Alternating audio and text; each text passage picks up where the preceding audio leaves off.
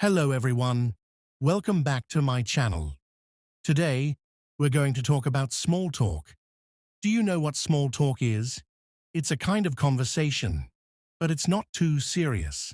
Small talk is for exchanging simple ideas.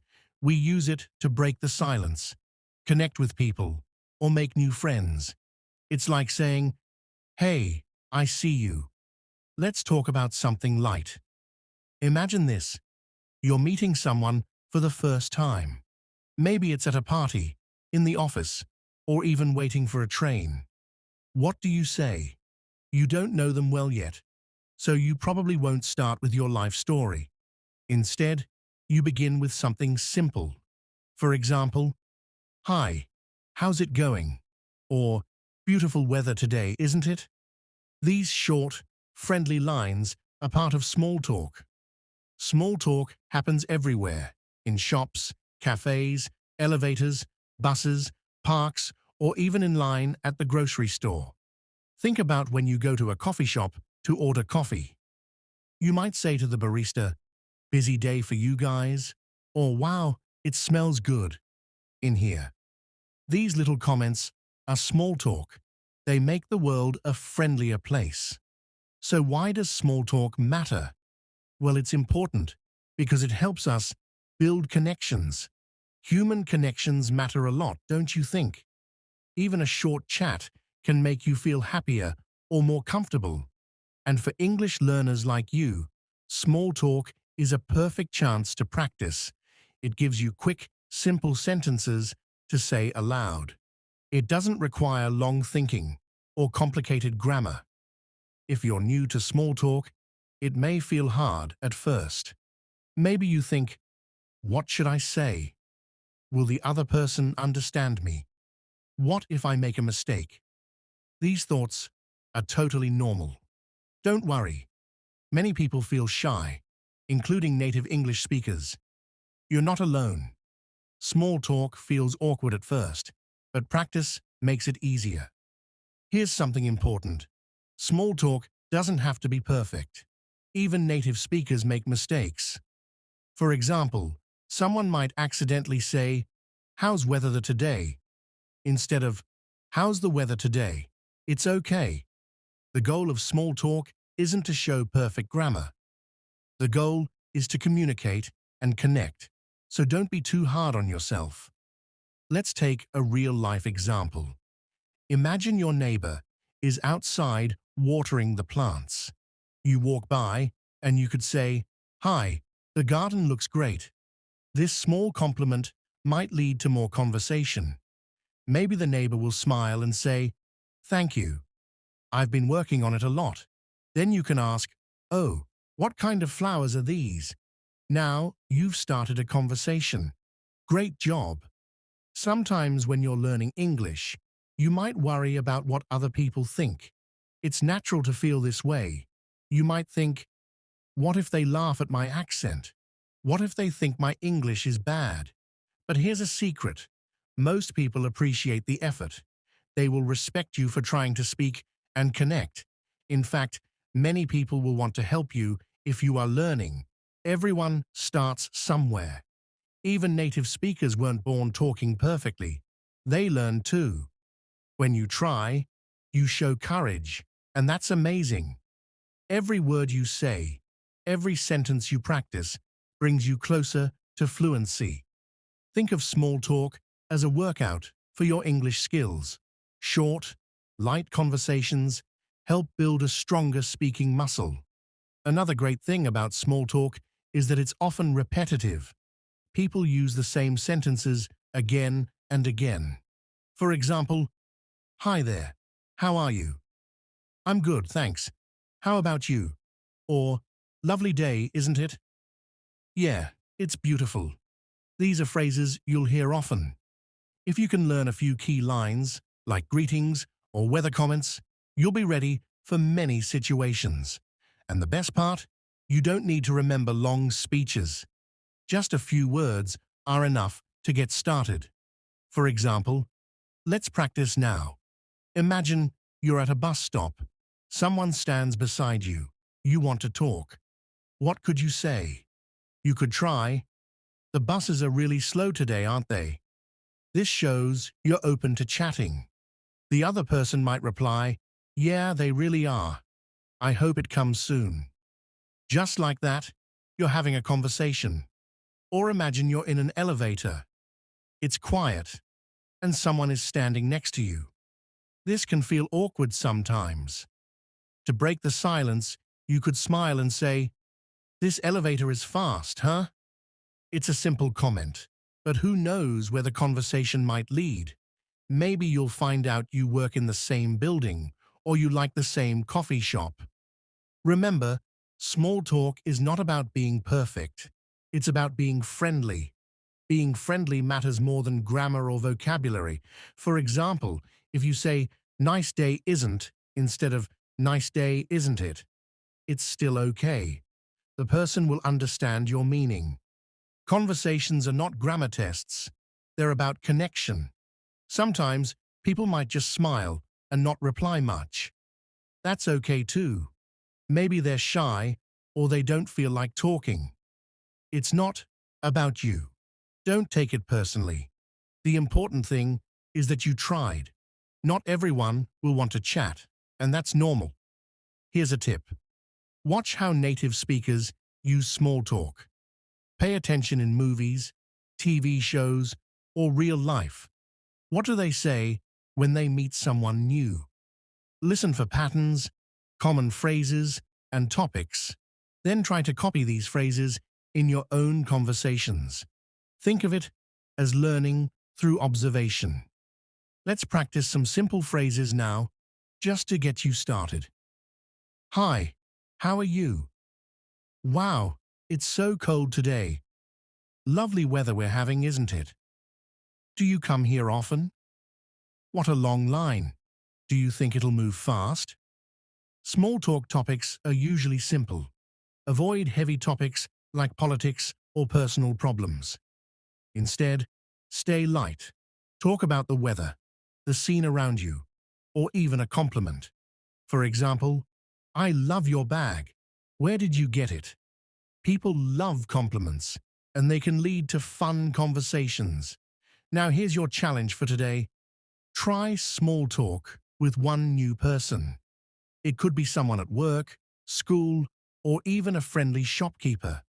Just say something simple like, "Hello, how's your day going?" Don't overthink it. You're practicing, and that's what matters most.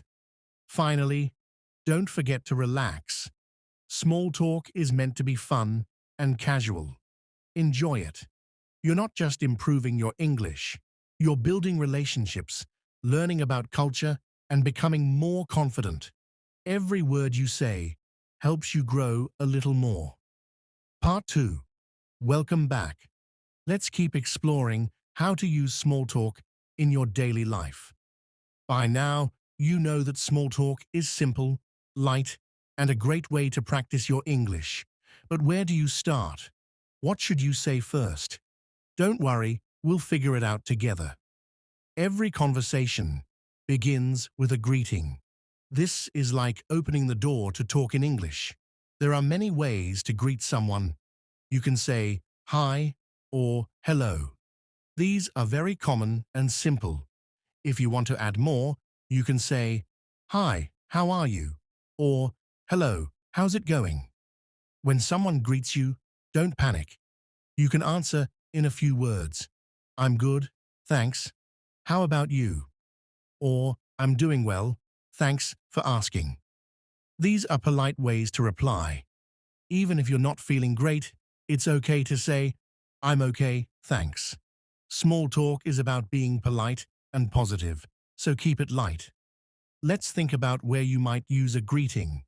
Maybe you're in an office, walking past a coworker. You could say, "Morning, how's everything?" That's a casual way to start small talk. Or imagine you're at a cafe. The barista smiles at you. You could say, "Hi, busy morning?" See how easy that is. It's just one sentence, and you've started a friendly chat. After a greeting, what's next? A good topic. Small talk doesn't have to be about anything big. Start with what's around you. Look around. Is the sun shining? Is it raining? Talk about it. The weather is one of the most common small talk topics, especially in English-speaking countries. For example, you can say, "It's so hot today, isn't it?" Or, "Wow, it's been raining all day." These are safe, easy comments. The person might reply, "Yeah, it's very hot today," or, "I know, I wish it would stop raining." Then, you've already started a conversation. Good job. If you're inside and the weather isn't a good topic, try something else. Talk about what's happening. For example, if you're in a long line at the grocery store, you can say, "Wow, this line is so long today," or "They're so busy, aren't they?" The other person will probably agree, and then you can keep talking. Now, I know what you're thinking. What if I run out of things to say? This can happen, but that's okay. A great way to keep the conversation going is to ask simple questions. For example, do you live around here? Do you come here often? What do you like to do on weekends? Asking questions shows that you're interested in the other person. It also makes the conversation flow naturally. People usually enjoy talking about themselves, so when you ask questions, it makes them feel good. Let's practice together. Imagine you're at a gym. Someone is using the treadmill next to you. After your greeting, you could ask, "Do you work out here often?" Or, "How long have you been coming to this gym?" These questions are easy introductions, and they fit the situation. Another tip is to listen carefully. Small talk is not just about speaking, it's also about listening. When the other person talks, focus on their words. Nod your head or say to show you're listening. If they mention something interesting, ask more about it. For example, if they say, "I love traveling," you can ask, "Oh, really? Where have you traveled to?" Listening makes people feel valued, and it helps you think of new things to say. Plus, the more you listen, the more English you learn. You'll hear how native speakers phrase things, which words they use, and how they change their tone. This will help you improve your speaking skills in the long run. Sometimes, though, small talk doesn't go as planned. Maybe the other person doesn't respond much. Maybe they give one-word answers, like yeah or no. If this happens, don't feel bad. It's not your fault. Some people are shy, busy, or simply not in the mood to talk. It doesn't mean you did anything wrong. Just smile and move on. Now let's talk about another important part of small talk, your tone of voice and body language. These matter just as much as your words, even if your English isn't perfect. A warm tone and friendly smile can make all the difference. When you speak, try to sound relaxed and happy. Don't rush your words. Speak slowly and clearly. This makes it easier for others to understand you. And remember to smile. A smile shows you're friendly and open. People are more likely to talk to someone who looks approachable. Your body language also tells a story. Stand up straight, but don't look stiff. Face the person you're talking to and make eye contact. These small actions show confidence. If you're nervous, that's okay. Just do your best. Confidence comes with practice. Now let's talk about mistakes. Mistakes are part of learning, so don't let them stop you. For example, you might accidentally say the wrong word. Maybe you say, "It's a snowy day," when it's actually sunny. What can you do? Smile, and laugh it off. You can say, "Oh, silly me. I meant sunny." Most people will laugh with you, not at you. Mistakes often make conversations memorable. They show you're human, and nobody expects you to be perfect. In fact, if you laugh at your own mistakes, it shows confidence. So when you mess up, remember, it's no big deal. Every mistake teaches you something new. As we wrap up this part, here's a quick challenge for you. Think about someone you see often. Maybe it's a neighbor, a co-worker, or the cashier at your favorite shop. The next time you see them, start with a greeting. Say, "Hi, how are you?" Or, if it's easier, comment on something simple like, "Wow, it's so cold today, isn't it?" Just one sentence. You can do it. Remember, every small conversation helps you grow. Say, "Hi, how are you?" Or, if it's easier, comment on something simple like, "Wow, it's so cold today, isn't it?" Just one sentence. You can do it. Remember, every small conversation helps you grow. Small talk isn't about being perfect. It's about being friendly. Every hello, every question, every little chat brings you closer to fluency. So smile, say hi, and keep practicing. You're doing an amazing job, and I'm so proud of you. Part 3. We've talked about greetings, topics, and how to use body language. Now let's dive into some specific situations where small talk happens. Knowing how to handle these situations will make you feel more confident in your conversations. Imagine you're at a party. Parties can be a little scary because there are so many people. You might feel nervous or unsure about who to talk to, but guess what? Most people feel the same way. Starting a conversation might be easier than you think. At a party, you can begin with something simple. For example, if you're meeting someone for the first time, you could say, "Hi, I'm your name. What's your name?" If you've already met them, you could say, "Hi, nice to see you again. How have you been?" These are polite and friendly openers. After the introduction, what's next? Look around the room. Is there music playing? Is there food on the table? You can comment on these things. For example, "The music is great, isn't it?" Or, "This cake looks amazing. Have you tried it yet?" These light comments can spark a conversation. What if the party is for a special event, like a birthday or wedding? You can use the event as your topic. For example, at a birthday party, you could say, "Wow, the decorations are so nice. Did you help set them up?" Or at a wedding, you might say, "The bride looks so beautiful, doesn't she?" These comments are positive and help you connect with others. Now, let's switch to another place where small talk happens often. Workplaces. If you're working in an office or with a team, small talk is very common. It helps build relationships with your coworkers and makes the workplace more enjoyable. When you see a coworker in the morning, greet them with a smile. You could say, "Good morning. Did you have a good weekend?" Or, "Hello, how's your day going so far?" These are casual, friendly ways to start small talk at work. Lunchtime is another great opportunity for small talk. Imagine you're sitting with a colleague in the break room. You could ask, "What did you bring for lunch today?" Or, "Do you have a favorite cafe around here?" These questions are light and easy to answer. They also show that you're interested in the other person. Workplaces are also full of shared experiences, like meetings or projects. You can use these as small, obvious lessons. The importance of recording yourself, whether it be a video or an audio clip, and then going back and listening to yourself. Use audio or video recordings to monitor your speaking skills and identify areas for improvement.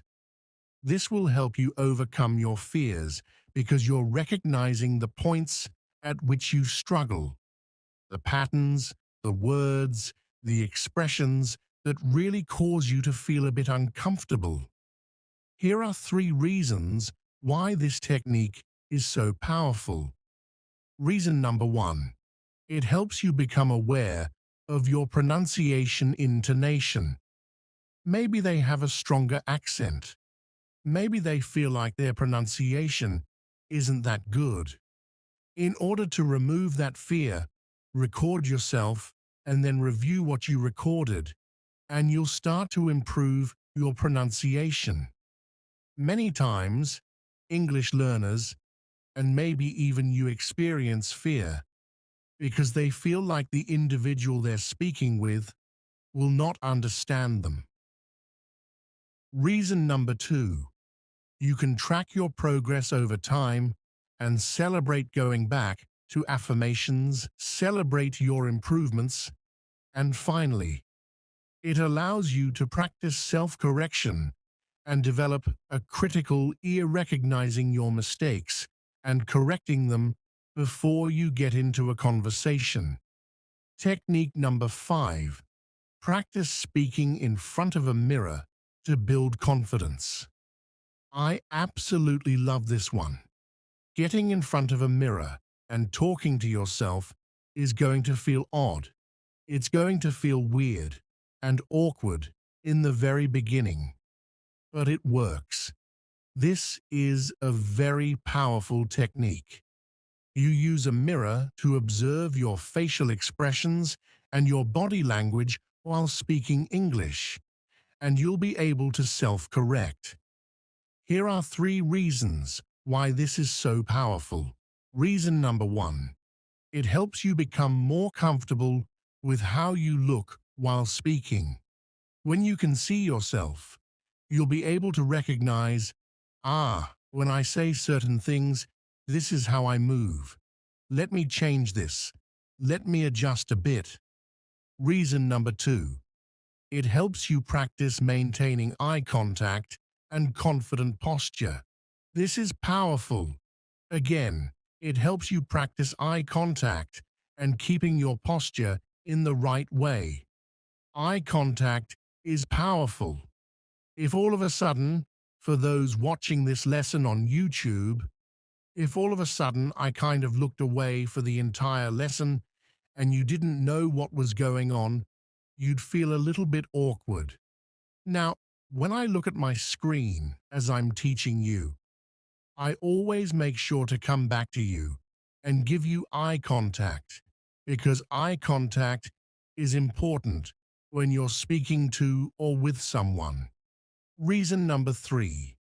Speaking in front of a mirror is important because it allows you to focus on your mouth movements for better pronunciation. You noticed that, right? Again, for those watching, you noticed I slowed down and you saw my mouth moving in a specific way. You can watch your mouth movements when you practice in front of a mirror. Technique number 7. Prepare and practice common phrases for various situations. First word, again, prepare. You see, learn and rehearse frequently used expressions and sentences for different contexts. When you keep a notebook, we talked about journaling in one of our previous lessons as well. When you keep a notebook and you write down new phrases you've learned, or these common phrases and expressions used in real life, and then practice them. When you're alone in front of your mirror, when you're recording yourself, then when you get to an actual conversation, your brain says, we've practiced this before. Let's use these expressions. Here are the 3 reasons why this technique is so powerful. Reason number: confidence in conversations. 1. It builds your handling every day. It's all about confidence. This is why, as an English teacher, I focus so much on helping you feel more confident. My friend, listen. You know a lot. You've studied tons of books. I'm going to leave that in there. You've taken many courses. You know a lot. Now it's time for you to use what you've learned in a confident way. Reason number 2. You'll be able to respond more quickly and naturally in common situations when you practice ahead of time. Reason number 3. It helps you expand your vocabulary and improve your fluency. The more you practice, the more you'll be able to use these expressions and words in real life. Technique number 8. Gradually expose yourself to more challenging speaking scenarios. Listen, if you don't want to be afraid, if you want to feel prepared, you have to practice ahead of time. So again, you have to expose yourself to more challenging speaking scenarios. In other words, progressively engage in more complex or intimidating English-speaking situations, those situations that normally would cause you to pull back. Instead, now go directly into those conversations. Make an effort. Don't be afraid of making mistakes. Why is this technique so important? Reason number one, it helps you build resilience and adaptability in your language use. You can do it. Believe in yourself. Reason number two, you'll expand your comfort zone and improve your overall communication skills. You'll get better the more you are stretched. Reason number three, it prepares you for real-life situations where you'll need to use English. This technique is going to help you a lot because it's going to show you just how good you can be. Technique number 9, set realistic expectations for your language learning journey. Now this ties into our earlier technique where you have to set small, achievable goals. Now we're talking about setting realistic expectations. Earlier, I mentioned trying to learn 1,000 English vocabulary words in 5 days. That's not really realistic.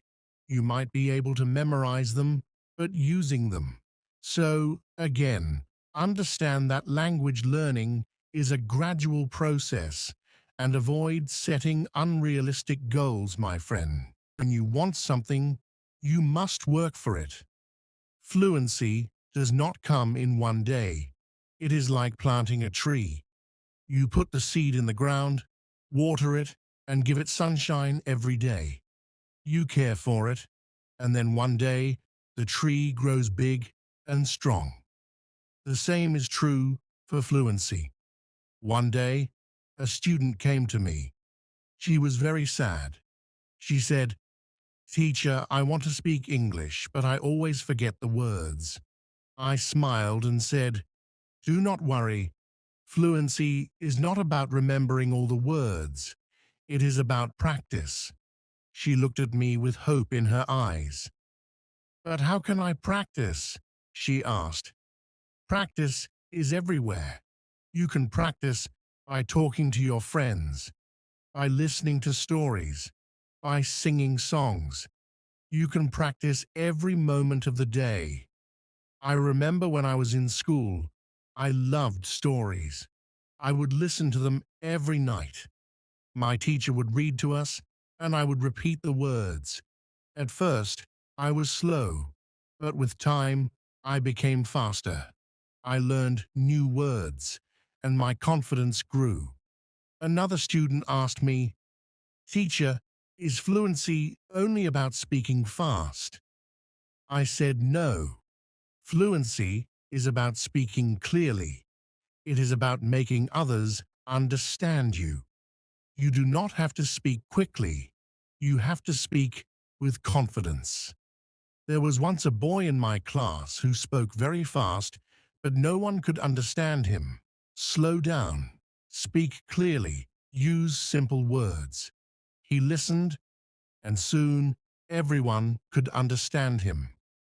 He became more confident and enjoyed speaking in English. Fluency is like a journey. You take one step at a time. You do not rush. You enjoy the process. One day, you look back and see how far you have come. You will see that you have made progress. You will see how far you have come. I have seen many students who were afraid to speak at first, but with time and practice, they became fluent. There is a secret to gaining fluency. It is a simple secret. The secret is to listen. Listen to others speak English. Listen to stories. Listen to songs. Listen to conversations. The more you listen, the more you learn. I once knew a girl who loved music. She would listen to English songs every day. Soon, she started singing along. Her fluency improved because she was listening and repeating. Another important thing is to not be afraid of mistakes. Mistakes are our best teachers. I remember a student who was very afraid of making mistakes. She would not speak because she thought others would laugh at her. I told her, do not worry about mistakes. Every mistake is a lesson. One day, she decided to speak in class. She made many mistakes, but she did not stop. She kept speaking, and after a while, she became better. She told me, "Teacher, I am not afraid anymore." That was the day she started to become fluent. Fluency is also about thinking in English. When you think in English, you start to speak more naturally. I once had a student who always translated from his language to English. This made him slow and confused. Try to think in English. Even when you are alone, think in English. He tried this, and slowly he became more fluent. There was another student who loved to talk. He would talk about anything and everything, but he had a problem. He would start a sentence in English and then switch to his native language. Try to stay in English. Even if you don't know a word, try to explain it in English. This helped him stay focused, and soon he was speaking only in English. Reading is another way to gain fluency. When you read, you see how sentences are formed, and you learn new words. I remember when I was learning English, I would read simple books. Every time I found a new word, I would write it down. Then I would try to use it in a sentence. This helped me remember the words and use them when I spoke. One day, a student came to me with a book. She said, "Teacher, I read this book, but I did not understand everything." I told her, "That is okay. That is okay. The more you read, the more you will understand." She continued to read every day. After some time, she came to me and said, "Now I understand much more." Her fluency improved because she was reading and learning new things every day. Fluency is also about listening to yourself. Sometimes you need to record yourself speaking, then listen to it and see where you can improve. I once had a student who did this every day. She would record herself reading a story, then she would listen to the recording and find areas where she could improve. This practice made her more aware of her speech, and soon she became fluent. Practicing with a friend is another great way to gain fluency. I had two students who were best friends. They decided to speak only in English with each other every day. They would have conversations in English, helping each other with words they didn't know. Over time, both of them became very fluent. They learned from each other. They enjoyed the process. Fluency also comes from using the language in real-life situations. When you go to the market, try to speak in English. When you are with friends, try to use English. The more you use the language, the more fluent you become. I had a student who worked in a shop. He decided to speak only in English with his customers. He said, "I don't know how to communicate with my customers." At first, it was difficult, but with time, he became more confident and fluent. Fluency is also about being curious. When you hear a new word, don't ignore it. Find out what it means and try to use it in your next conversation. I remember a student who was very curious. Every time he heard a new word, he would ask me what it meant. He would ask me what it meant. Then he would try to use that word as much as possible. His vocabulary grew, and so did his fluency. It is also important to have a goal. Ask yourself, why do I want to be fluent in English? When you have a clear goal, you are more motivated. I knew a student who wanted to travel to an English-speaking country. This was her goal. She practiced speaking English because she wanted to be ready for her trip. Her goal kept her motivated, and she became fluent before she traveled. I also tell my students to enjoy the process. Fluency does not come overnight. It takes time, but if you enjoy the journey, it becomes easier. I once had a student who loved watching English movies. He would watch one movie every night. At first, he used subtitles, but after a while, he started watching without them. He enjoyed the movies, and at the same time, he was improving his fluency. Fluency is about repetition. The more you repeat, the better you become. I remember a student who loved to repeat sentences. He would hear something in class and then say it over and over again. This helped him a lot. I remember a student who loved to repeat sentences. This helped him remember the sentences, and soon he was using them in his daily conversations. Speaking with different people also helps with fluency. Every person has a different way of speaking. When you talk to different people, you learn different styles of speaking.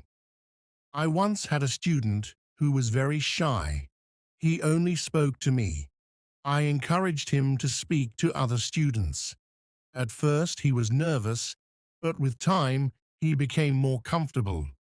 He learned new ways of expressing himself, and his fluency improved. Sometimes it is good to practice speaking about topics you love. When you talk about something you enjoy, you are more passionate and the words come more easily. I had a student who loved football. Every day he would talk to me about football. This helped him become more fluent because he was speaking about something he was excited about. Fluency also comes from understanding that it's okay to not know everything. Sometimes you may not know a word, and that is okay. Try to explain it in another way. I had a student who always wanted to know the exact word for everything. If he didn't know the word, he would stop speaking. I told him, if you don't know the word, try to describe it. This helped him keep the conversation going even when he didn't know the exact word. A student once asked me, "Teacher, how long will it take to become fluent?" Do not stop. This student practiced every day and soon saw progress. Sometimes it is helpful to practice in front of a mirror. When you see yourself speaking, you become more aware of your expressions and gestures. I had a student who was very shy. She did not like to speak in front of others. I told her to practice in front of a mirror. This helped her become more confident, and soon she was speaking more fluently. Another student asked me, "Teacher, what should I do if I forget a word while speaking?" I told him, "Do not stop. Keep talking. Sometimes the word will come to you later. If not, use another word. Another word." This helped him stay calm when speaking, and he didn't worry about forgetting words. It is also important to take breaks. Sometimes your brain needs rest After a long day of practice, it is good to relax. I knew a student who practiced all the time. She became very tired and started to feel frustrated. I told her, take a break, relax, come back tomorrow with a fresh mind. After taking breaks, she felt better and her fluency continued to improve. Fluency is also about using the language in creative ways. You can write a short story, sing a song, or even make a video. I had a student who loved to write. She would write short stories in English every day. This helped her practice new words and sentences. Soon she started reading her stories aloud, and her fluency improved. Another way to practice is by teaching others. When you teach, you learn even more. I had a student who was very fluent quickly, but when he did not see progress, he became frustrated. I told him, be patient. You are making progress, even if it is slow. He listened to me and continued to practice. Over time, he saw improvement and became more fluent. He became more confident. Fluency is not just about speaking. It is also about listening. When you listen carefully, you learn how to respond. I had a student who was a good listener. I thought we would stay together, but I was wrong. The day after our father's funeral, we went to the lawyer's office. The lawyer opened the papers. He told us that our father wanted everything to be shared between us, but Daniel did not want to share. He wanted everything for himself. I sat there, shocked. Daniel looked at me with cold eyes. I deserve more, he said. I could not believe it. My own brother was telling me this. He was saying he deserved more than me. I worked hard all my life. I helped our father with everything. I never asked for more. But Daniel, he never worked hard. He never helped our father.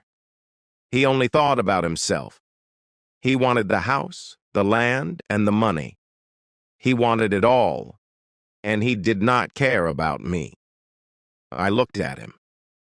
He was my brother, but in that moment he seemed like a stranger, a man who cared about nothing but money. I wanted to speak, but I could not. My heart was broken. I could not believe my own brother would do this. Daniel didn't stop there. He kept talking. His voice was loud and angry. I need this money, he said. I deserve it. I'm the older brother. I should have everything. I felt a rush of anger in me. How could he say that?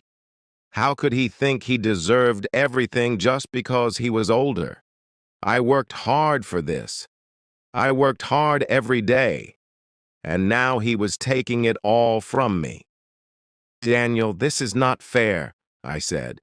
We promised to share everything. This is our father's wish. We can't break that promise. But Daniel did not care. He didn't listen to me. You don't understand, he said. You never understand. I need this money to make my life better. I need it more than you. I felt tears in my eyes. My brother, the person I loved most in the world, was telling me that I wasn't important, that I didn't matter. He left the lawyer's office that day with all of our father's things. He took everything, and I was left with nothing but my broken heart. I couldn't believe it. How could my brother do this?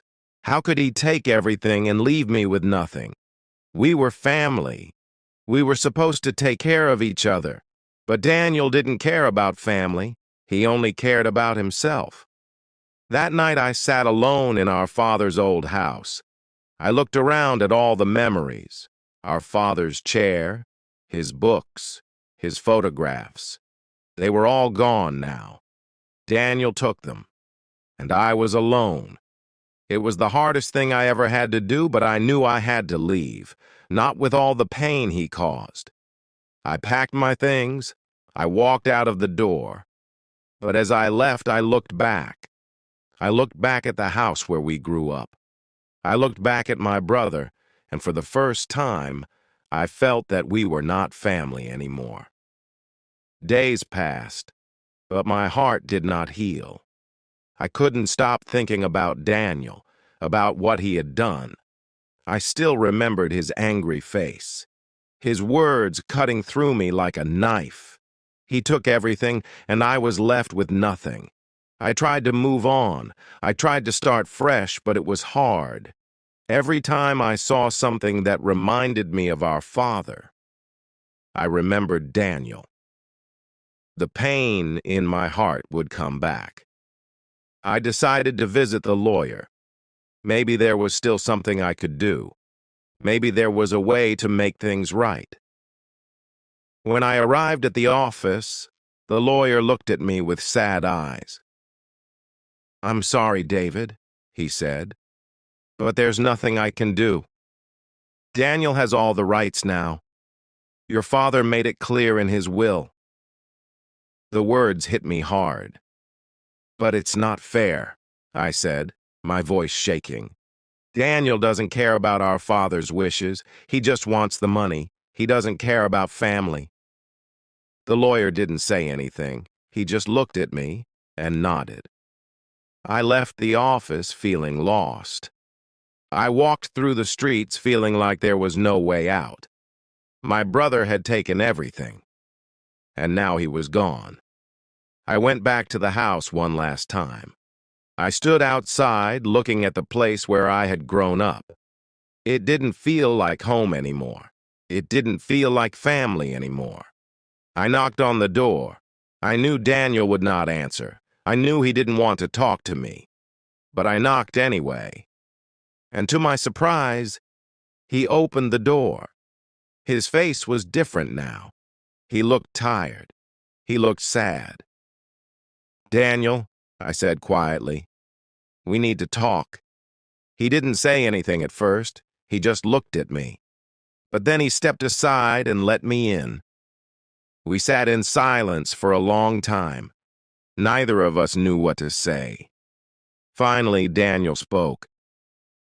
"I'm sorry, David," he said. "I didn't mean to hurt you. I was angry. I was scared. I thought if I had everything, I would be happy. But I wasn't happy." I didn't know what to say. I didn't know if I could forgive him. We sat in silence for a while longer. But for the first time in weeks, I felt a little peace.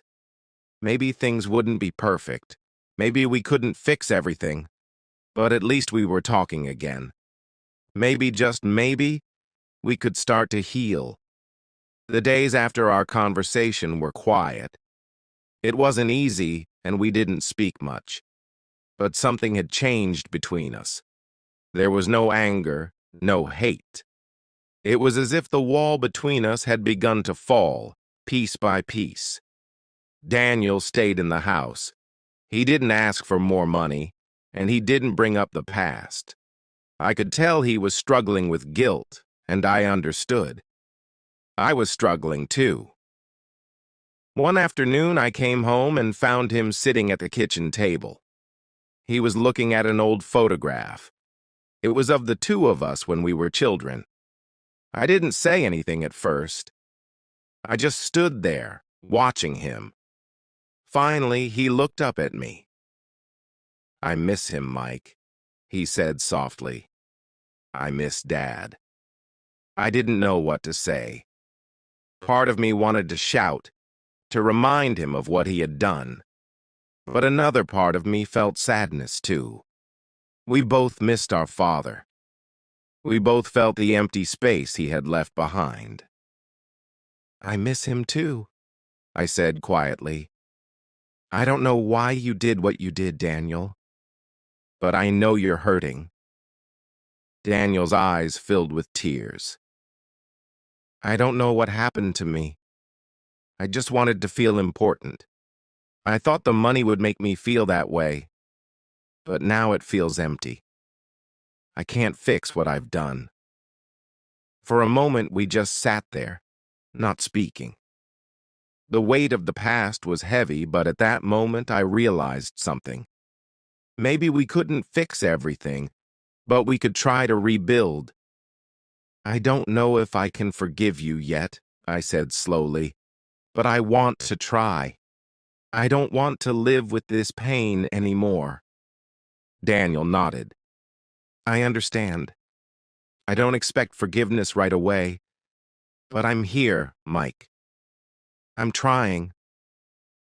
That night, I went to bed feeling strange.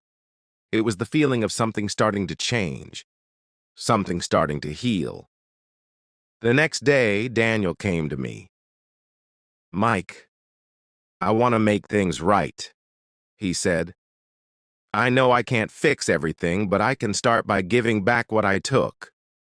It wasn't much, but it was a start. He handed me a small envelope with a note inside. I'm sorry, the note said. This is for Dad.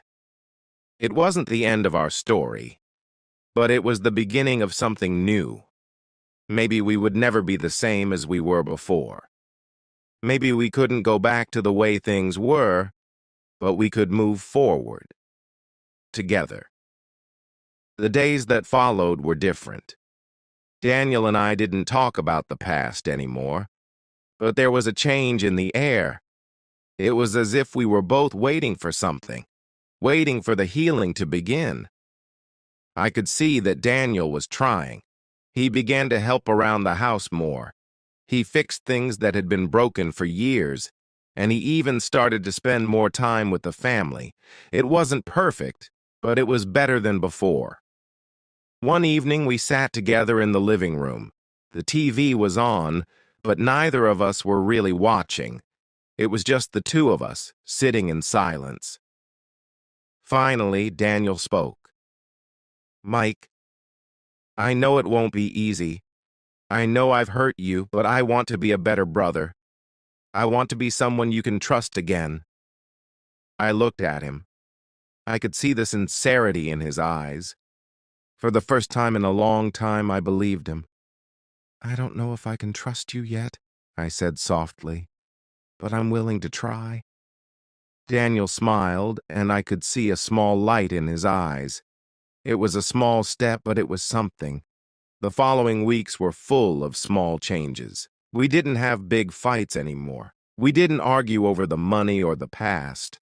We just started to live our lives day by day, trying to move forward. It wasn't perfect. There were still moments when the weight of what had happened hung over us, but we were both learning to live with it. And for the first time in a long time, I felt hope. One day we went for a walk together. It was a quiet afternoon, and the weather was perfect. As we walked, we talked about the future, about the things we wanted to do and the things we hoped for. It wasn't a deep conversation, but it was one of the most honest conversations we had ever had. I think we'll be okay, Mike, Daniel said as we walked. I think we'll find a way to make things right. I hope so, I replied. But it'll take time. And as we continued to walk, I realized that maybe, just maybe, we would find a way to rebuild not just the things we had lost, but our relationship too. It wasn't going to be easy, but it was a start, and that was all I needed. It had been a few months since that walk. Things were different now. Daniel and I still didn't always agree, but the anger that once filled our conversations was gone. We were learning how to communicate, to understand each other. One afternoon, as we sat together, I looked at him. He was no longer the man I once fought with. He was different, and so was I. The hurt from the past was still there, but it didn't control us anymore. I know I made a lot of mistakes, Mike, Daniel said one evening, but I'm trying. I really am. I know.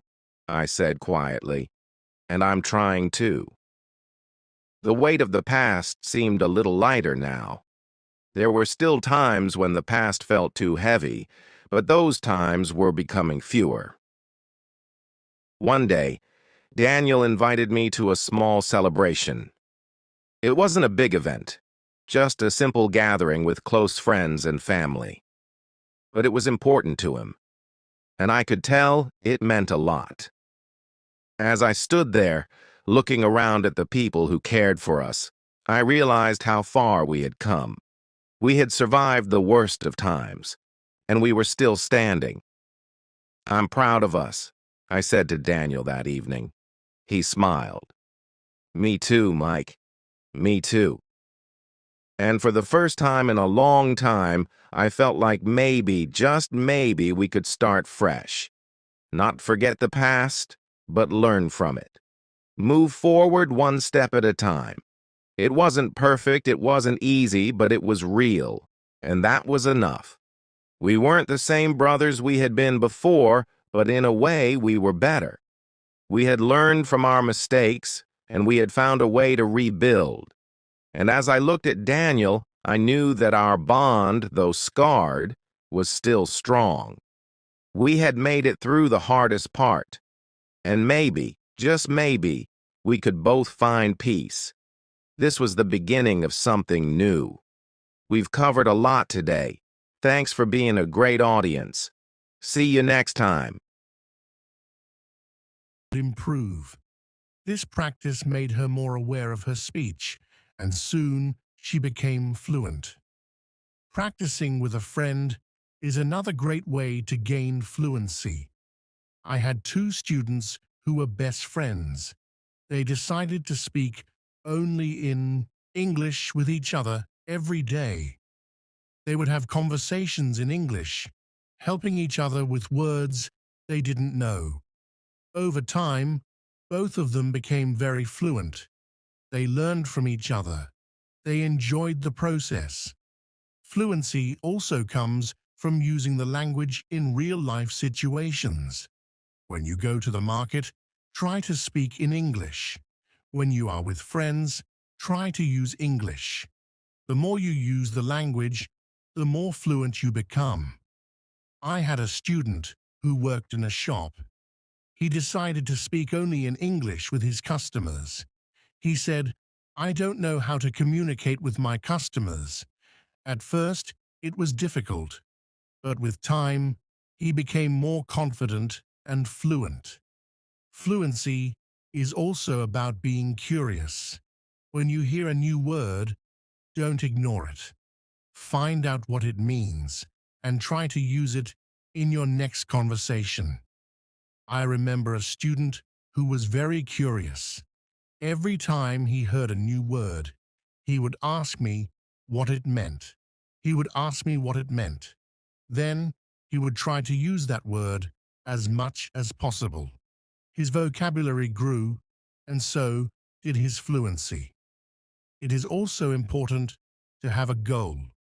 Ask yourself, why do I want to be fluent in English? When you have a clear goal, you are more motivated. I knew a student who wanted to travel to an English-speaking country. This was her goal. She practiced speaking English because she wanted to be ready for her trip. Her goal kept her motivated, and she became fluent before she traveled. I also tell my students to enjoy the process. Fluency does not come overnight.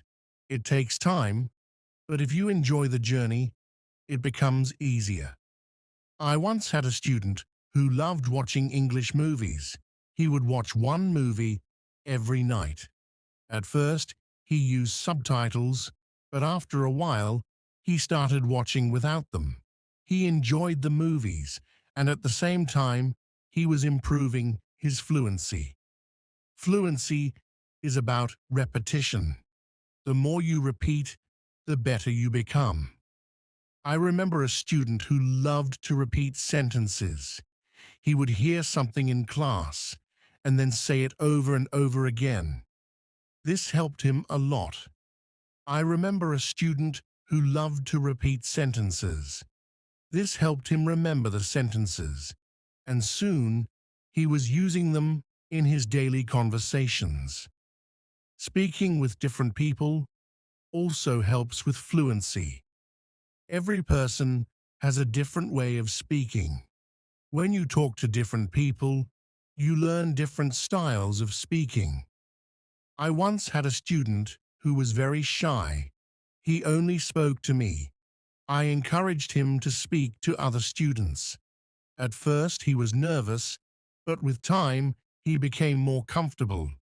He learned new ways of expressing himself, and his fluency improved. Sometimes it is good to practice speaking about topics you love.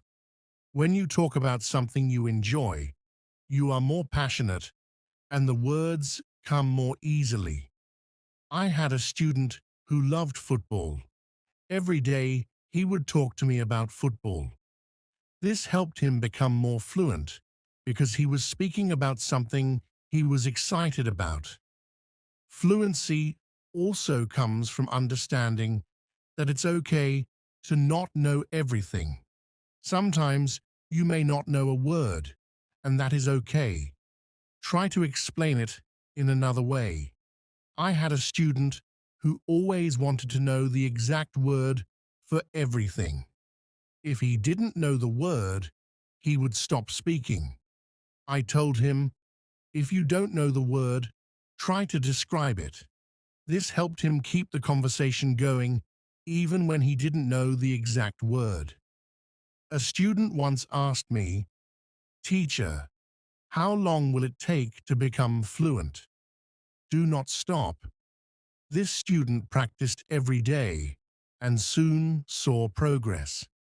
Sometimes it is helpful to practice in front of a mirror. When you see yourself speaking, you become more aware of your expressions and gestures.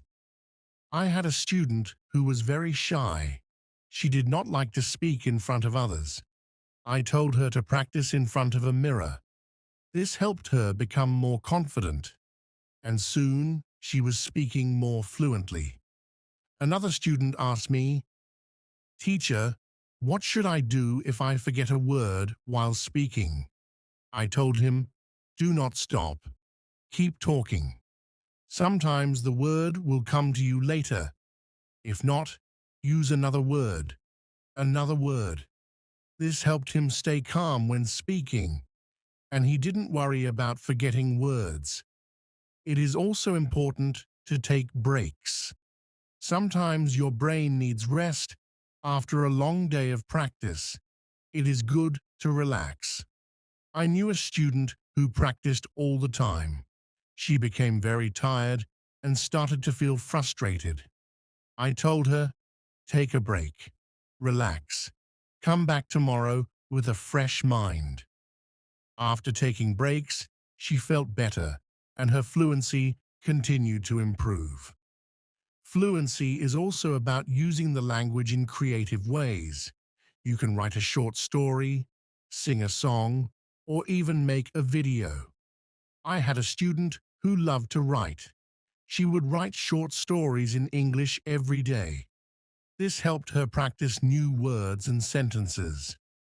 Soon she started reading her stories aloud, and her fluency improved.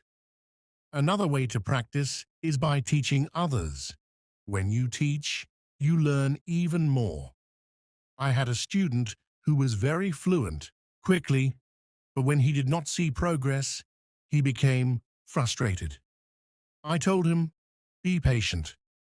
You are making progress, even if it is slow."